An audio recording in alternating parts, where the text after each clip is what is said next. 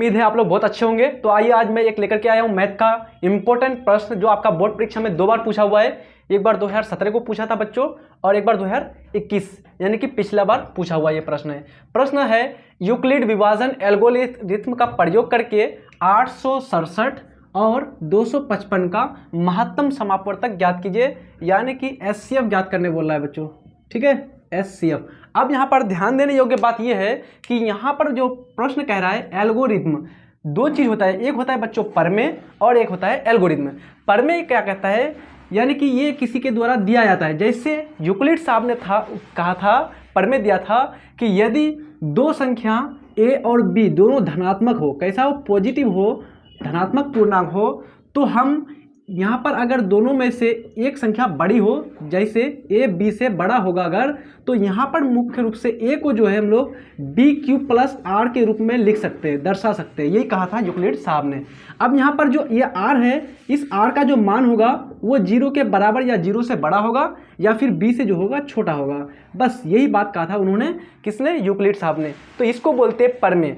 अब एल्गोरिथम किसको बोलेंगे, तो जब हम लोग इस परमेय का बार बार प्रयोग करके किसी भी प्रश्न के हल तक पहुंचेंगे तो उसको बोलेंगे बच्चों एल्गोरिथम। आया समझ में? यानी कि यूक्लिड विभाजन परमेय का प्रयोग करके, बार बार प्रयोग करके किसी भी प्रश्न के हल तक पहुंचना, सॉल्यूशन तक पहुंचना, वो क्या कहलाता है, वो हमारा कहलाता है एल्गोरिथम। तो हमको बोल रहा है कि यूक्लिड विभाजन परमेय का प्रयोग करना है, यानी कि इसका प्रयोग करके, यानी कि हमको क्या निकालना है, 867 और 255 का हमको निकालना है महत्तम समापवर्तक, यानी कि एचसीएफ। तो आइए स्टार्ट करते हैं। इसका सॉल्यूशन किस प्रकार से करेंगे। और बच्चों मुख्य रूप से आप लोग ध्यान देंगे, बस जैसे प्रश्न मिलता है आप लोग कुछ नहीं लिखते हैं, हल या कुछ भी नहीं लिख सकते हैं, बस सीधे चल जाते हैं। तो नहीं, एक प्रोसेस के थ्रू, एक सिस्टम वाइज, मतलब कि आपको अच्छी तरह से लिखना है, तब आपको फुल मार्क्स मिलने वाला है। तो सबसे पहले लिख देंगे सॉल्यूशन, और सॉल्यूशन में लिख देंगे हम लोग एक को मान लेंगे ए और एक को मान लेंगे बी। अब इसमें से बड़े वाले को मान लेंगे ए, क्योंकि बड़ा वाले को क्या मान लेंगे ए, और छोटा वाले को मान लेंगे बच्चों बी। तो माना लिख लेंगे यहाँ पर, माना ए बराबर क्या है आपका 867, बड़ी संख्या को मान लिए, और बी का मान जो है कितना है 255, इसको छोटी संख्या को बी मान लिए। अब हम लोग यहाँ पर लिख देंगे यूक्लिड विभाजन परमेय से, क्या से, एल्गोरिथम नहीं बोलेंगे बच्चों, परमेय का प्रयोग करेंगे और हल तक पहुंचेंगे तो वही हमारा एल्गोरिथम कहलाएगा। तो यूक्लिड विभाजन यहाँ पर लिख देंगे हम लोग, यूक्लिड विभाजन परमेय से। अब उससे हम लोग क्या जानते हैं, तो जानते हैं ए बराबर बी क्यू प्लस आर, ये जानते हैं बच्चों। और यहाँ पर लिख देंगे जहां आर का मान जो है क्या होगा, जहां पर जो है आर का मान वो 0 के बराबर या 0 से बड़ा और हमेशा बी से छोटा होगा बच्चों। ठीक है, चले अब हम लोग यहाँ पर शुरू करते हैं। इसका सॉल्यूशन यहाँ से करेंगे, लिखेंगे एक एक करके।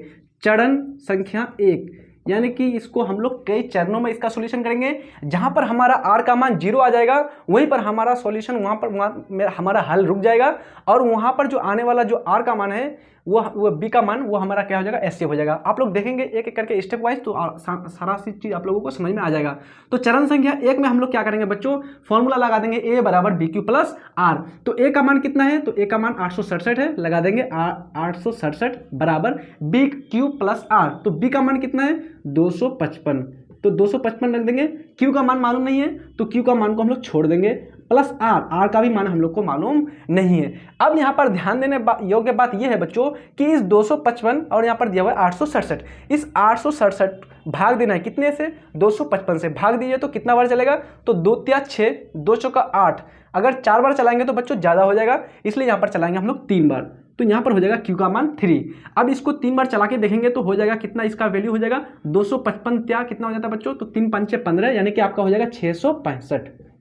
ठीक है, अब इस प्रकार से 867 से 665 आप लोग घटा देंगे, तो घटाएंगे तो 7 से 5 चला जाएगा 2, और उसके बाद यहाँ पर 6 से 6 चल जाएगा 0, और उसके बाद यहाँ पर हो जाएगा बच्चों 102, यहाँ पर वैल्यू आपका क्या हो जाएगा, बच जाएगा। सॉरी बच्चों, यहाँ पर हो जाएगा आपका 765 हो जाएगा, है ना, 765 हो जाएगा। यानी कि इसको जब 255 त्या गुना करेंगे तो 765 हो जाएगा। तो यहाँ पर बचेगा आपका आर का मान, यहाँ पर हो जाएगा 102, और बी का मान तो मालूम है, यहाँ क्यू का मान हो गया 3। अब हम लोग दोबारा क्या करेंगे, यहाँ जो आने वाला जो बी है आपका, इसको मान लेंगे इस बी को ए, और यहाँ वाला जो आर है आपका, इसको मान लेंगे क्या बच्चों, बी। यानी कि इसको मान लेंगे हम लोग ए और इसको मान लेंगे बी। तो इसको हम लोग लिख देंगे बच्चों। ठीक है, किस प्रकार से लिखेंगे, यहाँ लिख देंगे, माना ए बराबर, ये वाला तो समाप्त हो गया, तो इसके लिए ए बराबर कितना हो जाएगा 255, और बी का मान कितना हो जाएगा 102।